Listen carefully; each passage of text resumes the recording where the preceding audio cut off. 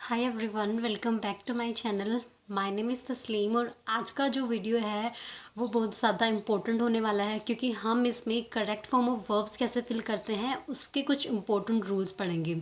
तो ये वाला वीडियो आप लास्ट तक देखना ना भूलें क्योंकि इस वीडियो में आपको ज़रूर कुछ नया सीखने को मिलेगा जो आपने अब तक कभी नहीं सीखा हो। राइट, सो हम आज पढ़ेंगे रूल नंबर 26। तो जो प्रीवियस वीडियोस हैं जो correct form of verbs fill करने के, वो आप जाकर चेक कर सकते हैं, मैंने डिस्क्रिप्शन बॉक्स में लिंक दी है। तो चलिए स्टार्ट करते हैं रूल नंबर 26। तो रूल नंबर 26 है आपका, वो है पॉजिटिव वर्ब्स के बारे में। राइट, सबसे पहले जानते हैं कि पॉजिटिव वर्ब्स होती क्या हैं। तो पॉजिटिव वर्ब्स वो होती हैं जैसे गेट, हैव, मेक, लेट, ये जितनी भी हैं ये पॉजिटिव वर्ब्स हैं। तो रूल नंबर 26 है वो ये है कि जब भी आप अपना काम खुद उसको ना करके किसी दूसरे से करवा रहे हो तो हम उस केस में यूज़ करते हैं पॉजिटिव वर्ब्स। जैसे आई क्लीन द रूम, मैंने रूम साफ़ किया।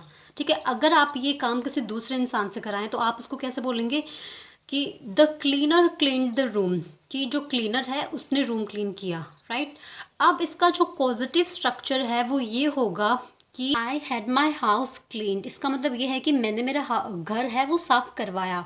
इसका मीनिंग ये है कि आपने किसी दूसरे इंसान से घर साफ़ करवाया। तो जो आपकी वर्ब यूज़ हुई है यहाँ पर हैड, इसको हम बोलते हैं पॉजिटिव वर्ब्स। तो जो हमारी गेट हैं और जो हैव हैं, हैव की सेकंड फॉर्म है हैड। राइट, सो हैड जो है हैव की सेकंड फॉर्म की तरह यूज़ हुई है। राइट, सो ये होती हैं पॉजिटिव वर्ब्स जिसमें जो आपका सब्जेक्ट है वो खुद काम ना करवा के किसी दूसरे इंसान से काम करवाए, तो उस केस में हम यूज़ करेंगे पॉजिटिव वर्ब्स। ठीक है, पॉजिटिव वर्ब्स के बाद हमेशा आपको वर्ब की थर्ड फॉर्म यूज़ करनी होती है बेसिकली। ठीक है, कोई कोई केस में आपको वर्ब की फर्स्ट फॉर्म भी यूज़ करनी होती है, वो भी मैं आपको बताऊंगी कि वर्ब की फर्स्ट फॉर्म कहाँ यूज़ करनी है और वर्ब की थर्ड फॉर्म यूज़ कहाँ करनी है। राइट, जैसे जैसे I have the gardener to water the plants. ठीक है, मेरे पास गार्डनर है जो पानी, पौधों को पानी देता है।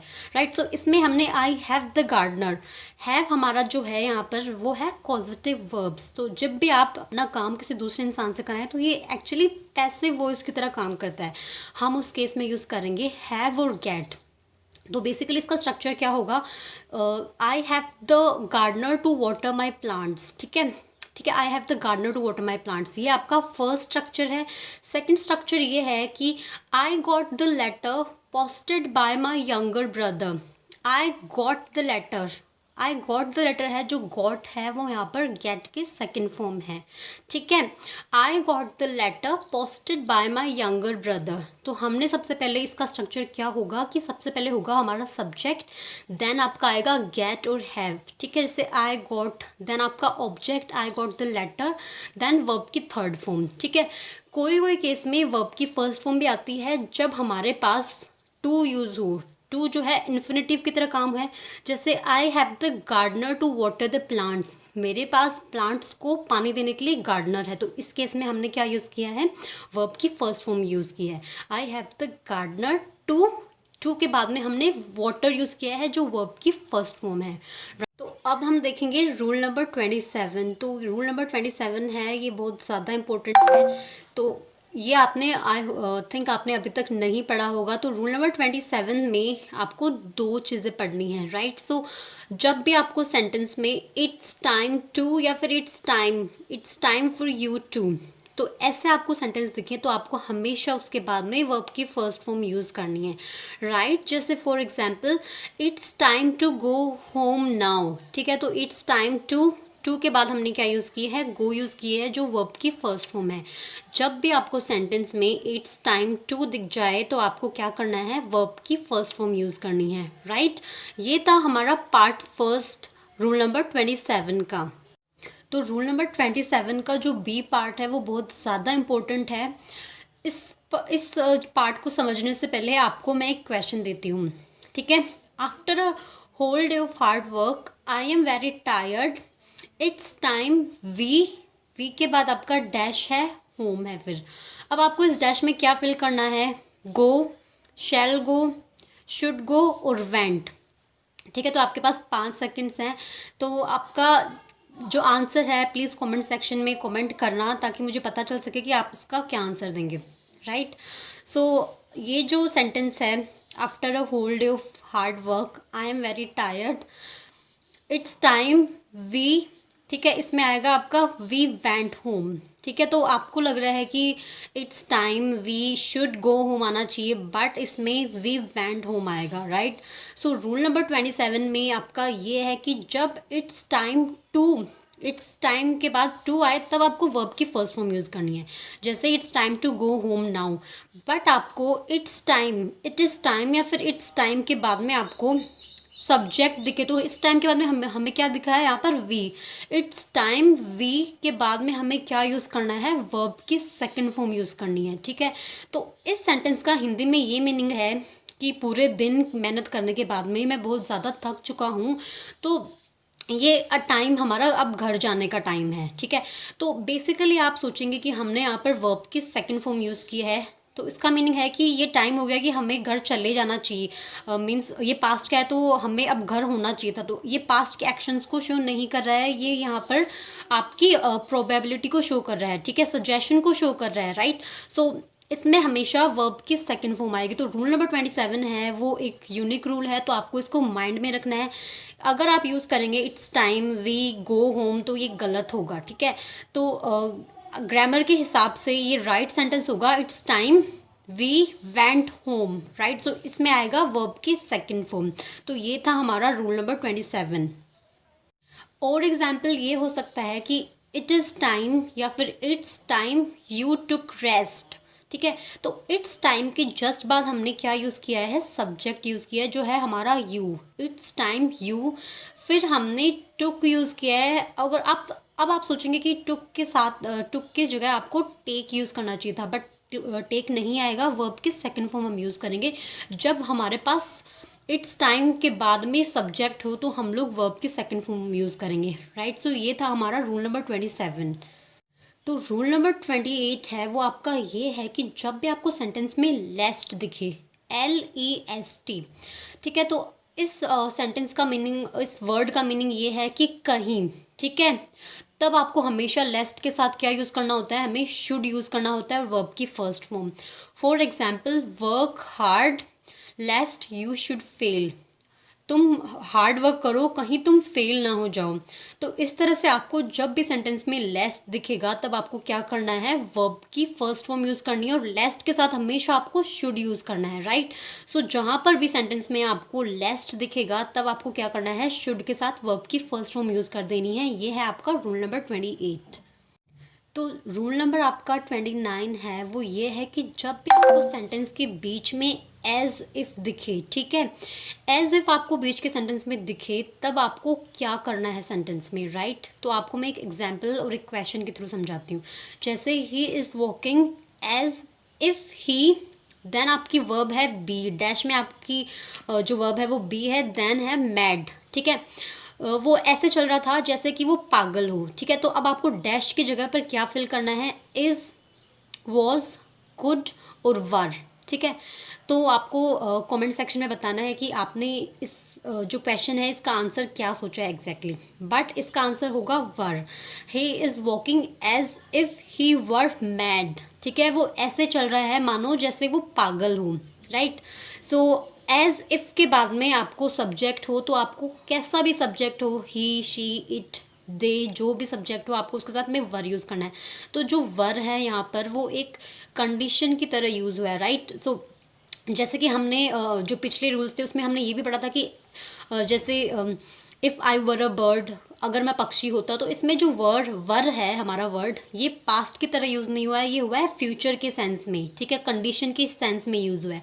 तो इसी तरह से जब भी आपको सेंटेंस के बीच में एज इफ़ दिखे, एज इफ़ के जस्ट बाद में आपको सब्जेक्ट दिखे, तो आपको उसमें क्या करना है, वर यूज़ करना है। ठीक है, he is walking as if he were mad. ठीक है, ये नहीं होगा he is walking as if he is mad. ठीक है, हम इसमें यूज़ करेंगे वर, राइट। जैसे he talks as if he were mad. ठीक है, वो बात ऐसे करता है जैसे मानो जैसे वो पागल हो। ठीक है, सो जब हमारे पास ही इज़ वॉकिंग, ही वॉक्स, तो एज इफ़ से पहले हमारे पास कोई प्रेजेंट का सेंटेंस हो तब हम उसमें क्या यूज़ करेंगे, एज इफ़ के बाद में यूज़ करेंगे वर यूज़ करेंगे, राइट। वर यूज़ करने से उसका पास्ट में मीनिंग नहीं चला जाएगा, उसका मीनिंग होगा प्रेजेंट में ही। ओके, तो ये था हमारा रूल नंबर 29।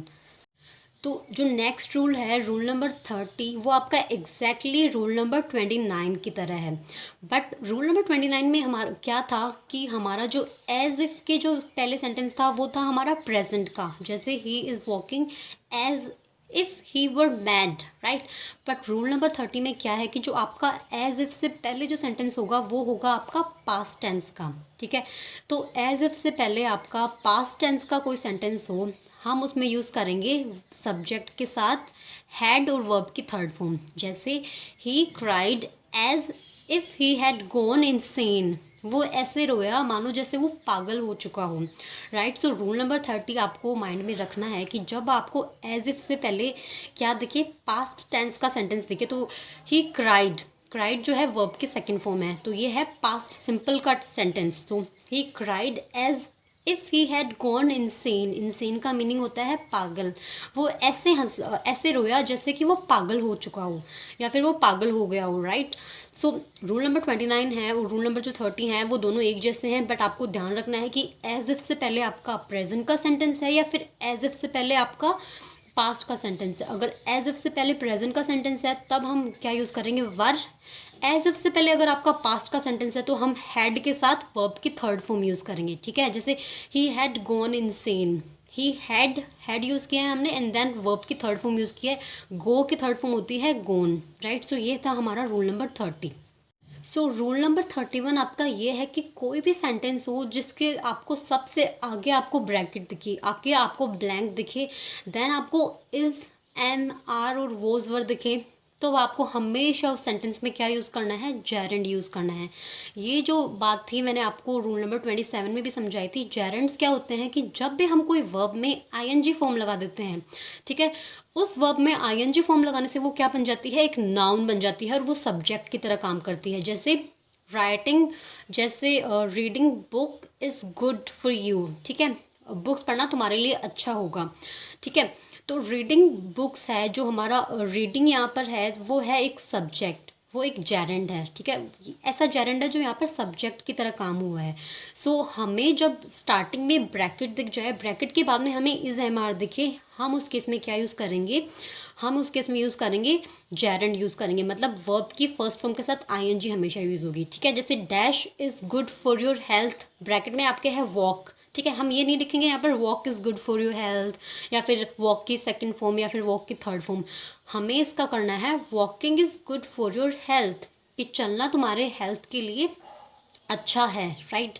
सो रूल नंबर आपका 31 है, वो ये है कि जब भी आपको सेंटेंस के स्टार्टिंग में ब्रैकेट दिखे, सेंटेंस के स्टार्टिंग में ब्लैंक दिखे, ठीक है, उसके जस्ट बाद में आपको इज एम आर दिखे, उस केस में आपको क्या यूज़ करना है, उस वर्ब के आगे आपको आईएनजी लगा देना। इसका मीनिंग ये है कि जो आपकी वर्ब है वो आपकी यहाँ पर सब्जेक्ट की तरह काम करेगी, जेरेंड की तरह काम करेगी, राइट।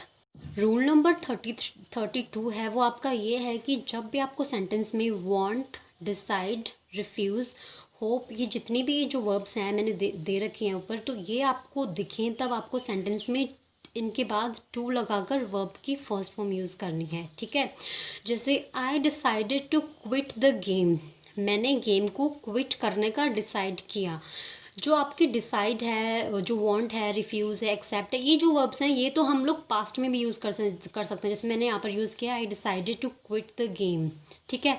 बट डिसाइडेड टू के बाद में हमने जो क्विट यूज़ किया है वो है हमारी वर्ब की फर्स्ट फॉर्म। जैसे I want to know the answer, I के बाद मैंने वॉन्ट यूज़ किया, ठीक है। वॉन्ट के बाद में हमें जस्ट बाद यूज़ करना है टू के जस्ट बाद में यूज़ करनी है वर्ब की फर्स्ट फॉर्म। जैसे आई वॉन्ट टू नो, तो जो नो है वो वर्ब की फर्स्ट फॉर्म है। जैसे मैं ये जो आंसर है इस क्वेश्चन का वो आंसर जानना चाहता हूँ। तो आपको ये जितनी भी वर्ब्स दिखें कहीं भी तो आपको इनके बाद में हमेशा टू के बाद में वर्ब की फर्स्ट फॉर्म यूज़ करनी है, राइट। सो रूल नंबर 33 आपका ये है कि जब भी आपको सेंटेंस में माइंड, लाइक, इंजॉय, सजेस्ट, ये जितनी भी आपको वर्ब्स मैंने दे रखी हैं ये आपको सेंटेंस में दिखेंगी, उस केस में आपको क्या यूज़ करना है, इन वर्ब्स के जस्ट बाद में आपको आईएनजी फॉर्म यूज़ करनी है। जैसे आई एन्जॉय डांसिंग, मैं डांस करना एन्जॉय करता हूँ, राइट। सो ज़रूरी नहीं कि आप इन्जॉय के बाद में हमेशा I N G form of verbs use करेंगे। जैसे आई इन्जॉय टू डांस, ये भी होगा, बट ये एक अलग केस है, इसको हम बोलते हैं इन्फिनेटिव। तो जेरेंड है जो डांसिंग है, वो हम लोग इन्फिनेटिव के केस में नहीं यूज़ करते। जैसे अगर आप बोलते हैं आई इन्जॉय डांसिंग, तो इसकी जगह आप ये भी बोल सकते हैं कि आई enjoy टू डांस, राइट। सो ये सेंटेंसेस दोनों अलग अलग हैं, तो हम जेरेंड भी यूज़ कर सकते हैं, इन्फिनेटिव भी। बट रूल नंबर 33 आपका ये बोलता है कि जब भी आपको जितनी भी ये एन्जॉय है, माइंड है, ये आपको वर्ब्स दिखेंगे, तो इनके बाद आपको जस्ट क्या यूज़ करना है, आई एन जी यूज़ करना है वर्ब में। जैसे आई इन्जॉय देन डांस आपको ब्रैकेट में दिया हो, तो आप ये नहीं बोलेंगे कि आई इन्जॉय डांस, ठीक है। तो इसमें आपको करना है आई इन्जॉय डांसिंग। तो आई होप आपको जो ये रूल्स हैं, जो मैंने आज रूल्स पढ़ाए हैं, आपको अच्छे से समझ आए हों और इसमें आपको कुछ नया सीखने को मिला हो। तो इस तरह से आपको ज़्यादा अच्छे से एक्सप्लेन करने के लिए हम चलो इस जो ये करेक्ट फॉर्म ऑफ वर्ब्स के जो रूल्स हैं इनका रिवाइज करते हैं, राइट। तो रूल नंबर 26 आपका ये है कि जब भी आपको सेंटेंस में पॉजिटिव वर्ब्स दिखें, ठीक है, पॉजिटिव वर्ब्स क्या होती हैं, गेट और हैव, कि आपका जो सब्जेक्ट है खुद काम ना कर कर किसी दूसरे से काम करवाए, तो उस केस में हम लोग गेट और हैव को यूज़ करते हैं, ठीक है। तो उनका हम स्ट्रक्चर देखते हैं। जैसे सबसे पहले आपको यूज़ करना है सब्जेक्ट, देन आपका गेट और हैव, फिर आपका ऑब्जेक्ट जो डूअर है जिससे आपका सब्जेक्ट काम करवा रहा है, देन आपको टू के साथ वर्ब की फर्स्ट फॉर्म यूज़ करनी है। ये था आपका structure first. Structure number second आपका ये है कि सब्जेक्ट के बाद में आपको गेट और हैव यूज़ करना है, देन ऑब्जेक्ट यूज़ करना है, देन वर्ब की थर्ड फॉर्म यूज़ करनी है। जैसे I have the gardener to water the plants, ठीक है। तो मेरे पास गार्डनर है प्लांट्स को पानी देने के लिए, ठीक है। तो हमने टू के बाद में वर्ब की फर्स्ट फॉर्म यूज़ की है जो है water, right. I got the letter posted by my younger brother, मुझे मेरा लेटर मिल गया जो मेरे यंगर ब्रदर ने पोस्ट किया है, राइट। सो हमने लेटर के बाद में क्या किया है, वर्ब की थर्ड फॉर्म यूज़ की है, ठीक है। जैसे आई क्लीन्ड माई हाउस, ये है हमारा नॉर्मल सेंटेंस, ठीक है, पास्ट टेंस का, जिसमें काम जो है आपके सब्जेक्ट ने खुद ने किया है। A cleaner cleaned my house, एक क्लीनर ने मेरा हाउस साफ़ किया है। अगर मैं इसका पॉजिटिव स्ट्रक्चर बनाऊँ तो वो होगा I had my house cleaned, ठीक है, मैंने मेरा हाउस साफ़ करवाया है, राइट। सो इस केस में किसी दूसरे बंदे से काम करवाया, तो हमने यहाँ पर positive verbs have had use किए जो हैव की सेकंड फॉर्म है, राइट। सो फिर हमने वर्ब की थर्ड फॉर्म यूज़ की है जो क्लीन्ड है। जैसे the students get the essays checked, students ने अपने एसेस चेक करवा लिए, ठीक है।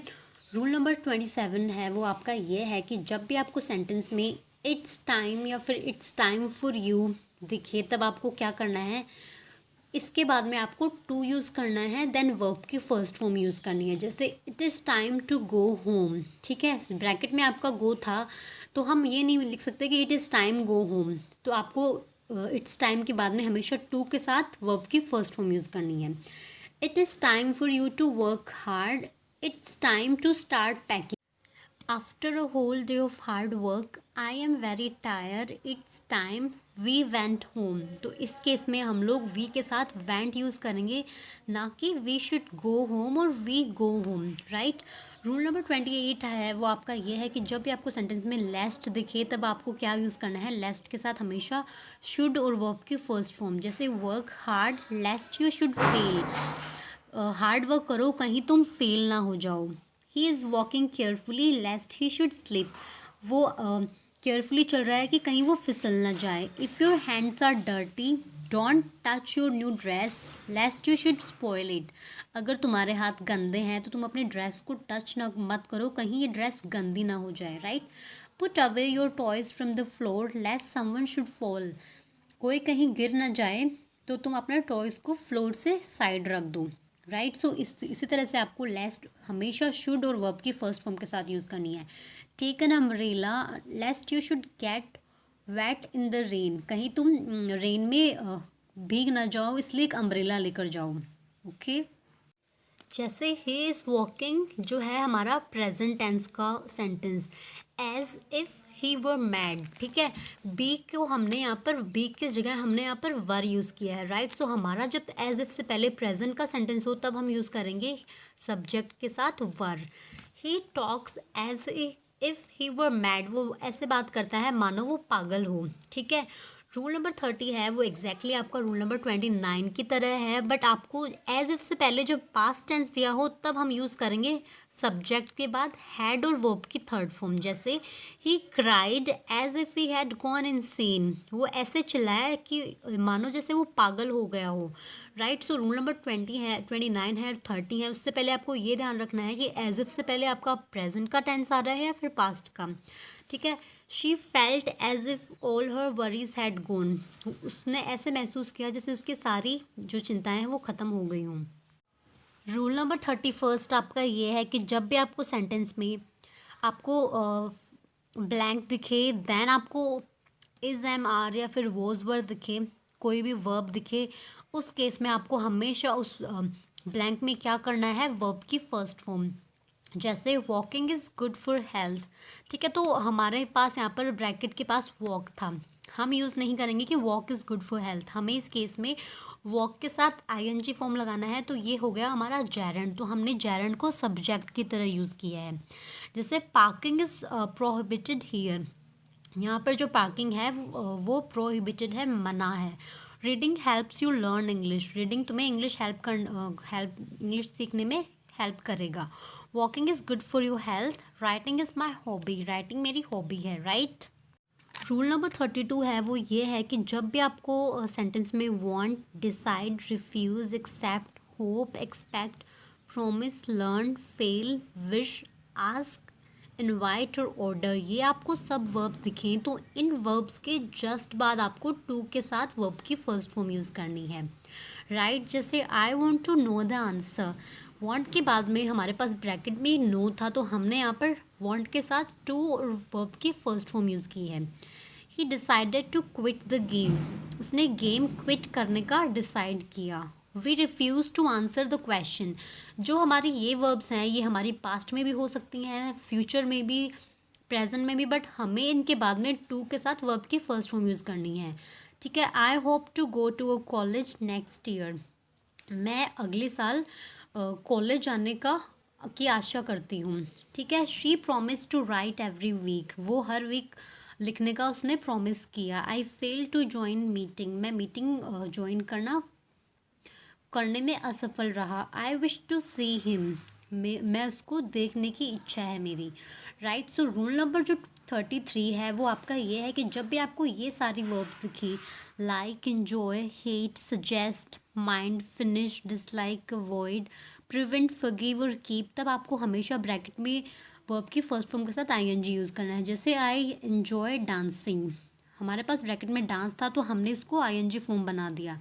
जैसे I don't mind being alone, मैं अकेले रहना को माइंड नहीं करता, मीन्स मुझे अकेले रहना अच्छा लगता है। तो इस केस में हमने बी था हमारा ब्रैकेट में तो हमने बी के साथ आईएनजी फॉर्म यूज़ कर दिया, क्योंकि हमारे पास जो माइंड है वो एक वर्ब की तरह काम की गई है।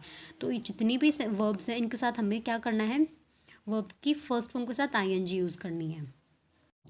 आई होप आज का जो सेशन था हमारा correct form of verbs fill करने की 33 गोल्डन रूल्स, वो आपको अच्छे से समझ आया हो और आपको कुछ नया सीखने को मिला हो आज के सेशन में। And thank you so much for watching my video. और इसी तरह से ग्रामर से रिलेटेड आगे भी वीडियोज़ देखने के लिए चैनल को सब्सक्राइब करना ना भूलें।